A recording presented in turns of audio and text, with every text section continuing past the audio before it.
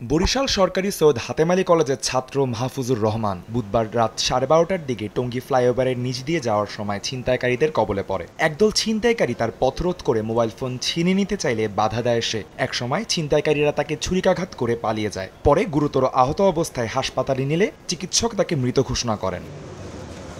কোনো CCTV footage না থাকায় শুরুতে তদন্তে কোনো ক্লু ছিল না বলে জানায় র্যাব। পরে গোয়েন্দা নজরদারির মাধ্যমেই চোরাই মার্কেটে বিক্রি হওয়া মোবাইল ফোনের সূত্র ধরে রাকিব নামে এক চোরাই মোবাইল ব্যবসায়ীকে গ্রেফতার করা হয়। তার দেয়া তথ্যের ভিত্তিতে টঙ্গী মাজার বস্তিতে অভিযান চালিয়ে পেশাদার ছিনতাইকারী রাশেদ ও পলাশকে আটক করে র্যাব। উদ্ধার করা হয় হত্যাকাণ্ডে ব্যবহৃত ছুরি ও মোবাইল। ছিনতাইকারীদের ছুরিকাঘাতে তার পায়ে রক্তাক্ত জখম হয়। রোববার ব্রিফিংয়ে র্যাব জানায়, পরিকল্পিত হত্যাকাণ্ড না হলেও ছিনতাইয়ের সময় বাধা দেওয়ায় মাহফুজ খুনের শিকার হয়। অপরাধীরা বারবার জামিনে বেরিয়ে এসে একই অপরাধে জড়িয়ে পড়ছে বলে জানায় র্যাব। এটা কোনো পরিকল্পিত হত্যাকাণ্ড না, এটা আমার সত্যটাই স্বীকার করতে হবে।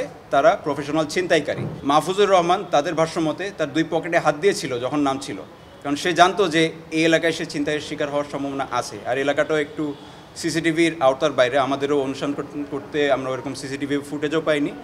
শুধুমাত্র এই এক মোবাইলের সূত্র ধরেই আমাদের আগাতে হয়েছে। তাদের বিরুদ্ধে আগে মাদক মামলাও আছে, বিভিন্ন মারামারির মামলাও আছে, একই সাথে ছিনতাইয়ের মামলাও আছে। অর্থাৎ একই চক্র বারংবার একই কাজ করতেছে এবং আসামিদেরকে পুলিশ, র্যাব এবং ডিবি বারংবার গ্রেপ্তার করার পরও তারা ছাড়া পেয়ে আসছে। ছিনতাইকারীদের দৌরাত্ম্য কমাতে অভিযান চলমান থাকবেও বলে জানায় র্যাব। আইনশৃঙ্খলা বাহিনী হিসেবে আমরা সবসময় অ্যাকশন নিব। আদনান তুর্য, সময় সংবাদ, ঢাকা।